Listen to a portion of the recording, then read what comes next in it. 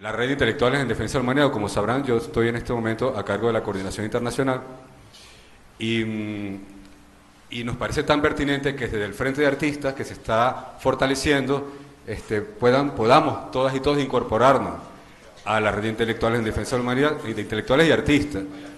Los que no conocen la red, es una red creada hace casi 20 años, el año que viene cumplimos 20 años, una idea del comandante Chávez, del comandante Fidel Castro, para, como bien decía el maestro, poder combatir, para que la humanidad salga, el comandante Chávez decía, la mejor defensa es el contraataque, es decir, que también es tiempo de que la humanidad salga a defender la vida, salga a defender la paz, y bueno, y en este caso, a través del teatro. Compañero, bienvenido. Hola, hola, ¿se escucha bien? Bueno, buenos días a todos y a todas. Muy agradecido y muy emocionado de estar acá, en Caracas, en Venezuela, en este festival. Así que muy agradecido a la organización del festival y a la red de intelectuales también por esta invitación. Ayer hicimos nuestra primera función de ensayo sobre el miedo.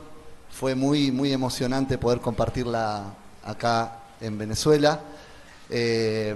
Para mí particularmente, en realidad, porque esta es mi segunda visita a este hermoso país.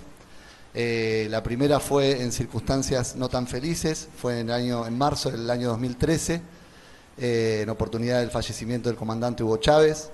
En ese momento yo, además de director de teatro, soy periodista y vine a cubrir el traslado del cuerpo del comandante desde el velorio, de esos 9 días de velorio hacia el cuartel de la montaña, 4F. Y ayer estuvimos allá, fuimos a visitarlo, a saludarlo, a homenajearlo, con el grupo La Rosa de Cobre de Argentina, al que pertenezco.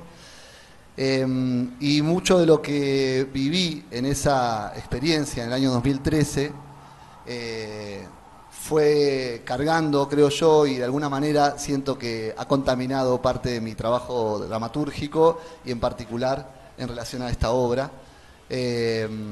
Hay algo de ver un pueblo conmovido, entristecido, pero esperanzado, y sobre todo sin miedo, salir a la calle a despedir a su líder. Con eso me encontré en aquel 2013, así que poder hacer esta obra en Venezuela, tantos años después, para mí es muy conmovedor, así que quería compartirlo para empezar. Luego de decir que me pareció muy interesante el lema de este festival, y a la vez es llamativo, ¿no? Hablar de que sea humana la humanidad, pedirle humanidad a la propia humanidad. Es de algún modo reconocer que eso se ha ido perdiendo y que de a poco los seres humanos nos vamos de algún modo despegando, distanciando de la experiencia sensible que es la vida, o del carácter sensible que significa la experiencia humana, ¿no? Entonces me parece que es un lema con el que me resuena muy bien, que me parece que es un lema que tiene que guiar nuestras conductas y nuestro trabajo, tanto en el arte como en la política, que también tiene que ser humanizada. Y bueno, así que en ese sentido también saludar esa decisión de ponerle ese lema a este bello festival. En nuestra obra, de algún modo, intentamos problematizar lo que entendemos como una crisis civilizatoria, que es la crisis del proyecto histórico del capital. Entendemos, creo que nosotros esta obra la estrenamos en 2018, yo la escribí en 2017, pero la experiencia de la pandemia terminó de algún modo de consolidar esta percepción que muchos y muchas teníamos en relación a que la humanidad, por el camino por el que se desarrolla, está avanzando sin pausa hacia un colapso de proporciones inéditas.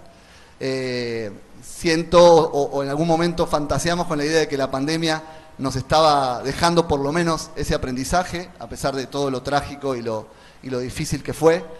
Ahora, medio que con el volver a girar de la rueda, nos entran ciertas dudas de que esto haya sido por lo menos una advertencia, una alerta en la dimensión que debería haber sido, pero por lo menos sí estamos advertidos de que si no cambiamos este presente, el futuro que nos espera es dramático. La obra nuestra, Ensayo sobre el miedo, de algún modo plantea esto, por eso es una distopía grotesca, decimos nosotros, sobre el fin del mundo, porque de alguna manera mira con preocupación este presente y plantea la necesidad de revisarlo para poder cambiar esa realidad. Digo que el colapso civilizatorio o esta crisis civilizatoria es la crisis del proyecto histórico del capital y en particular digamos, desnuda la estafa del proyecto burgués de la Revolución Francesa, que nos prometió libertad, vino a prometer libertad, igualdad y fraternidad, y el capitalismo lo único que nos trajo es todo lo contrario, es desigualdad social, es ruptura del lazo, de los lazos y del tejido y del entramado comunitario, y colapso ambiental. Eso es lo que nos han dado, por eso digo que lo considero una verdadera estafa. Y un aspecto que a veces se habla menos, pero que me parece tan o más preocupante que todo lo demás, o que por lo menos es sobre lo que se asienta todo lo demás, que es lo que yo llamo analgesia social, que es algo que opera en el plano de la subjetividad. Bauman habla de insensibilidad moral, que es este trabajo que hace el sistema sobre nuestra subjetividad, un trabajo adentro nuestro, del que es muy difícil salirse y que va insensibilizando lo que si lo comparamos, digamos, si hacemos analogía con lo que pasa en la biología o en la química, sería la posibilidad de encontrar como cuerpo social advertencias de que hay algo que nos está generando dolor. La analgesia social es cuando los seres humanos perdemos esa capacidad de sentir dolor por las consecuencias sociales de un sistema injusto, de un sistema cruel, de un sistema inhumano, que tiene, en nuestro caso en la Argentina, a un 40% de compatriotas bajo la línea de pobreza, que tiene cantidad de indigentes, y que nos obliga el sistema a caminar por la calle, a ver a nuestros compatriotas viviendo a la intemperie y no hacer nada para resolverlo, ¿no? Y no poder hacer nada para resolverlo. Por supuesto que hay alternativas para eso y los pueblos las van encontrando y se organizan para luchar y para resistir esta realidad, pero el sistema todo el tiempo está operando para desarrollar en modo epidémico, diría yo, pandémico ya ahora a esta altura, esta analgesia social, esta insensibilidad moral de la que deberíamos avergonzarnos. Por eso es tan importante la organización y la lucha popular que resiste. Se resiste en todos los planos, se resiste en lo político, se resiste en lo económico y se resiste en lo cultural. Y en este sentido cabe preguntarse entonces cuál es el papel o qué podría aportar o ofrecer el arte, y el teatro en particular, porque es lo que nos convoca en este caso, para atacar esta situación, para desmontarla. Quizás para nosotros es más difícil dar batalla, por ejemplo, al colapso ambiental desde la actividad artística, pero sí podemos trabajar contra la analgesia social, sí podemos combatir la insensibilidad moral, porque el teatro es, sobre todo, una práctica que nos puede permitir la resensibilización del cuerpo social. Es fundamentalmente una práctica que puede garantizarnos eso, y por lo menos nosotros tratamos de pensar en nuestra actividad de esa manera, mucho más incluso que pensarlo en clave de el teatro o el arte como un objeto de consumo para ofrecer como mercancía y ponerlo a girar como uno más de los consumos que puede tener, de los que puede disponer la sociedad, sino como una práctica en donde se produce este ejercicio de resensibilización. Digo que este carácter particularmente interesante y que puede brindar nuestro teatro, nuestro arte, tiene estas características por dos razones. Una es por su temporalidad. Tiene una temporalidad muy diferente de otras prácticas sociales. Y en particular el teatro, incluso en relación a otras artes, creo yo que tiene una temporalidad más apegada a los ritmos de la tierra. Esto es una idea que plantea Cartoon, Mauricio Cartoon. Dice que el teatro, nuestro compatriota argentino, no sé si lo conocen, quienes no lo conozcan, lo recomiendo ampliamente, es nuestro filósofo terrenal, vamos a decir. Mauricio es un gran sabio de la cultura argentina y latinoamericana y mundial, diría yo. Él habla de que el teatro lo considera el humus de la cultura. Y creo que tiene que ver con esto, de que el teatro va al ritmo de la tierra. El teatro uno no lo puede acelerar. Uno va a ese ritual maravilloso, se sienta a ver la obra, no puede pausarla para ir al baño, no puede rebobinar, no puede volver a ver, salvo que vuelva. Hoy si quieren volver a ver la obra, las 3 pueden. Pero no se puede en el momento tocar nada de lo que está sucediendo. Es como plantar un árbol, dice Cartoon. Uno lo planta y bueno, confía y tiene la fe en que eso va a dar a su tiempo, con esa temporalidad que tiene la tierra, los frutos y esa maravilla y la sombra y todas las maravillas que nos ofrece la naturaleza. Intentamos pensar en el teatro de esa manera y esa otra temporalidad es una de las razones por las cuales el teatro puede aportar esta resensibilización del cuerpo social y proponerle al cuerpo social, que está hiperacelerado en estos tiempos, una otra temporalidad. Y el segundo aspecto que también puede aportar a esta resensibilización es su valor en tanto productor de lo social. El teatro como productor del lazo social. Como decía hoy, el teatro no pensado como productor, o los artistas, no pensarnos como productores de objetos de consumo, sino como productores de lo social. Más en clave de trabajadores sociales, diría yo, y trabajadoras sociales, que de artistas separados, ahí en un panteón, separados de nuestro pueblo, de nuestra sociedad. Nos gusta pensar también que el arte puede ofrecer eso. Y en la pandemia quedó muy de manifiesto eso.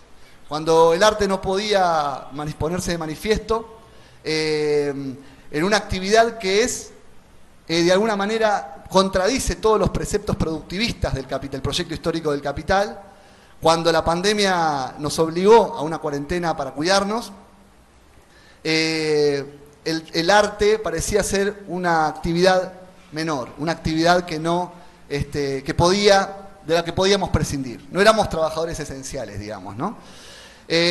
Parte de las discusiones que dimos en ese momento tenían que ver con que el arte cumplía un rol fundamental en una etapa de crisis, como la crisis de las subjetividades, crisis en el plano de la salud mental incluso, ¿no? Una labor fundamental. Y que en ese sentido había que reivindicar al arte, al teatro, a la actividad artística en general, como una práctica que podía ayudar mucho a sobrellevar la crisis de la cuarentena y de la pandemia. Así que en ese sentido también nos parecía importante rescatarlo desde ahí. Y por último, mencionar algo que es una idea de la antropóloga argentina Rita Laura Segato, una antropóloga feminista, muy reconocida en los estudios de género, que ella habla de que vivimos entre dos proyectos históricos en disputa: el proyecto histórico de las cosas y el proyecto histórico de los vínculos. Y que somos seres anfibios, que a veces tenemos una pata en cada lado, y que, por supuesto, el sistema capitalista nos empuja para que predomine y domine en nuestras vidas el proyecto histórico de las cosas, que esté eso puesto en un primer lugar, y nosotros debemos combatir esa idea, priorizar y privilegiar los vínculos, cargarnos de una espiritualidad que nos convoque más allá de la idolatría del dios dinero que plantea este sistema. Y en ese sentido creo también, por último, que el arte nos puede proponer fortalecer el proyecto histórico de los vínculos para darle esta batalla y vencer finalmente al proyecto histórico de las cosas. Y voy a cerrar con una pequeña frase que leí hace muy poquito en un libro sobre la sensibilidad en las luchas ambientales, que me pareció muy pertinente. Si lo encuentro por aquí, lo tenía, aquí está, es de Giraldo y Toro, y dice: cualquier revolución que quiera ir hasta las entrañas de la destrucción planetaria deberá ser ante todo una revolución ético-política y estético-poética, que reincorpore la potencia del cuerpo y que ponga en primer plano la sensibilidad, los sentimientos, las emociones, la estética y la empatía. Muchas gracias.